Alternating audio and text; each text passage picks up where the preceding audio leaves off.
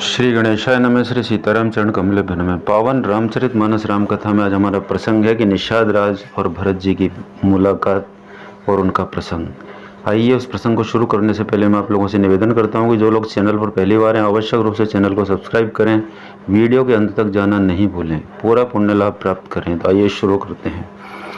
निषाद राज ने मुनिराज वशिष्ठ जी को देखकर अपना नाम बताकर दूर से दंडवत प्रणाम किया। मुनीश्वर वशिष्ठ जी ने उसको राम का प्यारा जानकर आशीर्वाद दिया और भरत जी को समझाकर कहा कि यह श्री राम का मित्र है, यह श्री राम का मित्र है। इतना सुनते ही भरत जी ने रथ त्याग दिया। वे रथ से उतरकर प्रेम में उमंगते हुए निषाद राज गोह ने अपना गांव, जाति और नाम सुनाकर पृथ्वी और माथा टेक कर जोहार की। दंडवत करते देखकर भरत जी ने उठाकर उसको अपनी छाती से लगा लिया।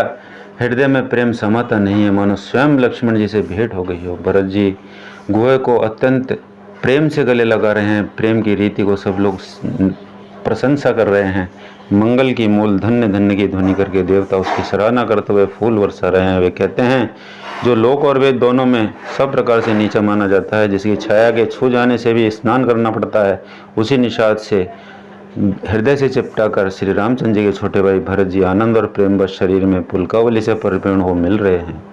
जो लोग राम राम कहकर जमाई लेते हैं, अर्थात आलस्य से भी जिनके मुंह से राम का नाम का उच्चारण होता है, पाप के समूह या कोई भी पाप उनके सामने नहीं आते। फिर इस गोह को तो स्वयं श्री रामचंद्र जी ने हृदय से लगा लिया और कुल समेत इसे जगत पावन, जगत को पवित्र करने वाला बना दिया।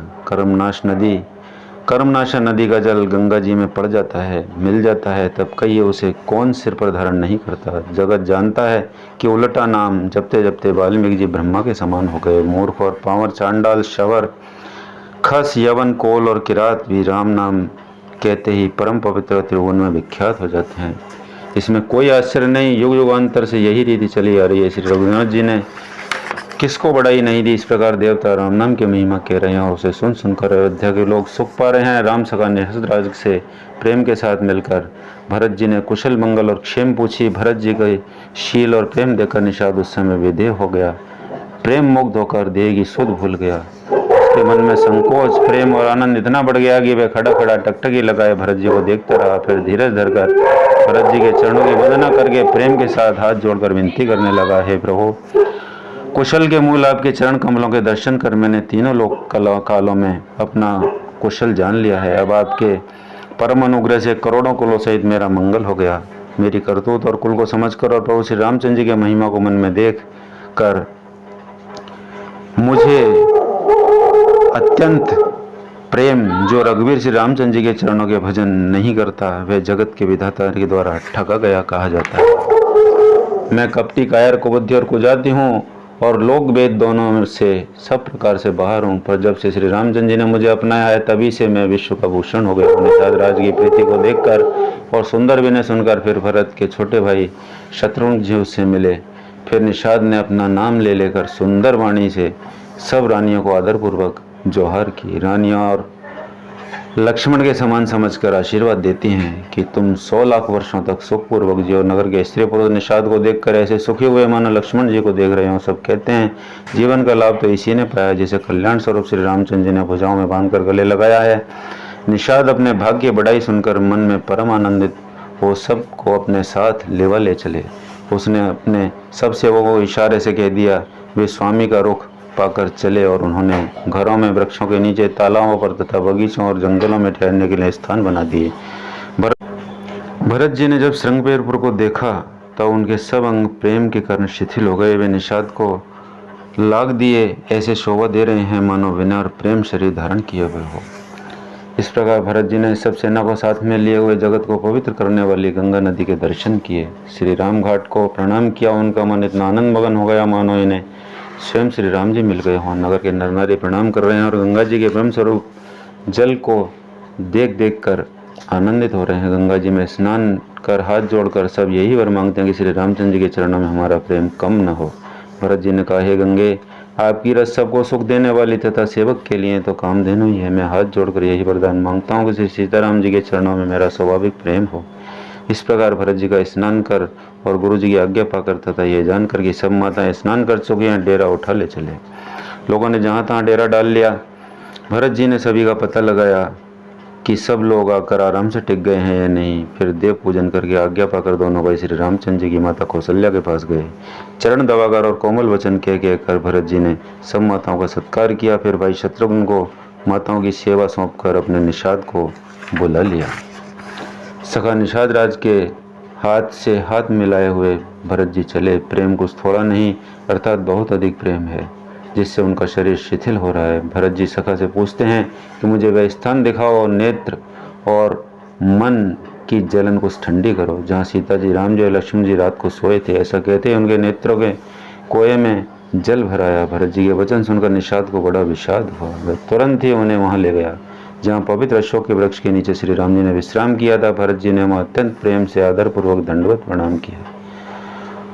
कुशों की सुंदर साथरी देखकर उसकी प्रदक्षिणा करके प्रणाम किया। श्री रामचंद्र जी के चरण चिन्हों की रज आंखों में लगाई। प्रेम की अधिकता कहते को नहीं बनती। भरत जी ने 2-4 स्वर्ण बिंदु देखे तो उनको सीता जी के समान समझकर सिर पर रख लिया। उनके नेत्र जल से भरे हैं और हृदय में ग्लानि भरी है। वे सखा से सुंदर वाणी में वचन बोले, स्वर्ण के कण या तारे भी सीता जी के विरह से ऐसे श्रीहत एवं कांतिहीन हो रहे हैं जैसे अयोध्या के नर नारी विलीन हो रहे हैं। जिन सीता जी के पिता राजा जनक हैं, इस जगत में भोग और योग दोनों ही जिनकी मुट्ठी में है, उन जनक जी को मैं किसकी उपमा दूं। सूर्य कुल के सूर्य रूपी दशरथ जी जिनके ससुर हैं, जिनको अमरावती के स्वामी इंद्र भी सियाते हैं, ईर्ष्या पूर्वक उनके जैसा ऐश्वर्य और प्रताप पाना चाहते थे। और प्रभु श्री रघुनाथ जी जिनके प्राणनाथ हैं, जो इतने बड़े हैं कि कोई भी बड़ा होता है वह श्री रामचंद्र जी इनसे बड़ाई से ही होता है। उन श्रेष्ठ पतिव्रता स्त्रियों में शिरोमणि सीता जी की कुछ सैया देखकर मेरा हृदय हाहाकार कर फट नहीं जाता है। शंकर, ये वज्र से भी अधिक कठोर है। मेरे छोटे भाई लक्ष्मण बहुत ही सुंदर और प्यार करने योग्य हैं। ऐसे भाई न तो किसी के हुए हैं, न हैं न होने ही हैं। जो लक्ष्मण अवध के लोगों को प्यारे, माता पिता के दुलारे और श्री सीताराम जी के प्राण प्यारे हैं, जिनकी कोमल मूर्ति और सुकुमार स्वभाव है, जिनके शरीर में कभी गर्म हवा भी नहीं लगी। वे वन में सब प्रकार की विपत्तियां सह रहे हैं। इस मेरी छाती ने करोड़ों वज्रों का भी निरादर कर दिया, नहीं तो यह कभी फट गई होती। श्री रामचंद्र जी ने जन्म लेकर जगत को प्रकाशित कर दिया। वे रूप, शील और गुण और समस्त गुणों के समुद्र हैं। पूर्ववासी कुटुंब, गुरु, माता पिता सभी को श्री राम जी का स्वभाव सुख देने वाला है। शत्रु भी श्री राम जी की बड़ाई करते हैं। बोल चाल, मिलने के ढंग और विनय से वे मन को हर लेते हैं। करोड़ों सरस्वती और अरबों शेष जी भी प्रभु श्री राम जी के गुणों की गिनती नहीं कर सकते। जो सुख स्वरूप रघुवंश शिरोमणि श्री रामचंद्र जी मंगल और आनंद के भंडार हैं, वे पृथ्वी पर कुशा बिछाकर सोते हैं। वेदांत की गति बड़ी ही बलवान है।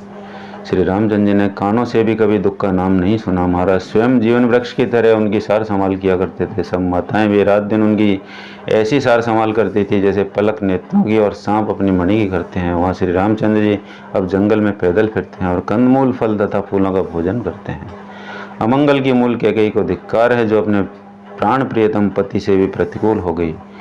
मुझ पापों के समुद्र और अभागे को धिक्कार है जिसके कारण ये सब उत्पात हुए। विधाता ने मुझे कुल का कलंक बनाकर पैदा किया और कुमाता ने मुझे स्वामी द्रोही बना दिया। यह सुनकर निषाद राज प्रेम पूर्वक समझाने लगे, हे नाथ, आप व्यर्थ विषाद किस लिए करते हैं। श्री रामचंद्र जी आपको प्यारे हैं और आप श्री रामचंद्र जी को प्यारे हैं, यही निचोड़ है। दोष तो प्रतिकूल विधाता को है। प्रतिकूल विधाता की करनी बड़ी कठोर है। जिसने माता कैकेयी को बावली बना दिया, उसकी मति फेर दी। उस रात को प्रभु श्री रामचंद्र जी बार बार आदरपूर्वक आपकी बड़ी सराहना करते थे। तुलसीदास जी कहते हैं, निषाद राज कहता है कि श्री रामचंद्र जी को आपके समान अतिशय प्रिय कोई नहीं है। मैं सौगंध खाकर कहता हूँ, परिणाम में मंगल होगा, यह जानकर आप अपने हृदय में धैर्य धारण कीजिए। श्री रामचंद्र जी अंतर्यामी तथा संकोच, प्रेम और कृपा के धाम हैं। यह विचार कर और मन में दृढ़ता लाकर चलिए और विश्राम कीजिए। सखा के वचन सुनकर हृदय में धीरज धरकर श्री रामचंद्र जी का स्मरण करते हुए भरत जी डेरे को चले। नगर के सारे स्त्री पुरुष यह समाचार पाकर बड़े आतुर होकर उस स्थान को देखने लगे। वे उस स्थान की परिक्रमा करके प्रणाम करते हैं और कैकेयी को बहुत दोष देते हैं। नेत्रों में जल भर लेते हैं और प्रतिकूल विधाता को दूषण देते हैं। कोई भरत जी के स्नेह की सराहना करते हैं, कोई कहते हैं कि राजा अपना प्रेम खूब निभा। सब अपनी निंदा करके निषाद की प्रशंसा करते हैं। उस समय के विमोह और विषाद को कौन कह सकता है। इस प्रकार रात भर सब लोग जागते रहे। सवेरा होते ही खेवा लगा। सुंदर नाव पर गुरु जी को चढ़ाकर फिर नई सवारी नई नाव पर सब माताओं को चढ़ाया। 4 घड़ी में सब गंगा जी के पार उतर गए। तब भरत जी ने उतरकर सबको संभाला। प्रातःकाल की क्रियाओं को करने के बाद माता के चरणों की वंदना की और गुरु जी को सिर नवाकर भरत जी ने निषाद गणों को आगे कर लिया और सेना चल दी। निषाद को आगे करके पीछे सब माताओं की पालकियां चलाई और छोटे भाई शत्रुघ्न जी को बुलाकर उनके साथ कर दिया। फिर ब्राह्मणों सहित गुरु जी ने गमन किया। तदनंतर आपने भरत जी ने गंगा जी को प्रणाम किया और लक्ष्मण सहित सीताराम जी का स्मरण किया। भरत जी पैदल ही चले, उनके साथ बिना सवार के घोड़े बागडोर से बंधे हुए चले जा रहे हैं। उत्तम सेवक बार बार कहते हैं कि हे नाथ, आप घोड़ों पर सवार हो लीजिए। भरत जी जवाब देते हैं कि श्री रामचंद्र जी तो पैदल ही गए और हमारे लिए रथ, हाथी और घोड़े बनाए गए हैं। मुझे उचित तो ऐसा है कि मैं सिर के बल चलकर जाऊं। सेवक का धर्म सबसे कठिन होता है। भरत जी की दशा देखकर और कोमल वाणी सुनकर सब सेवकगण ग्लानि से मारे गले जा रहे थे। प्रेम में उमंग उमंग कर सीताराम सीताराम कहते हुए भरत जी ने तीसरे फेरे प्रयाग में प्रवेश किया। उनके चरणों में छाले जैसे चमकते हैं, जैसे कमल की कली पर ओस की बूंद चमकती है। भरत जी आज पैदल ही चलकर आए हैं। ये समाचार सुनकर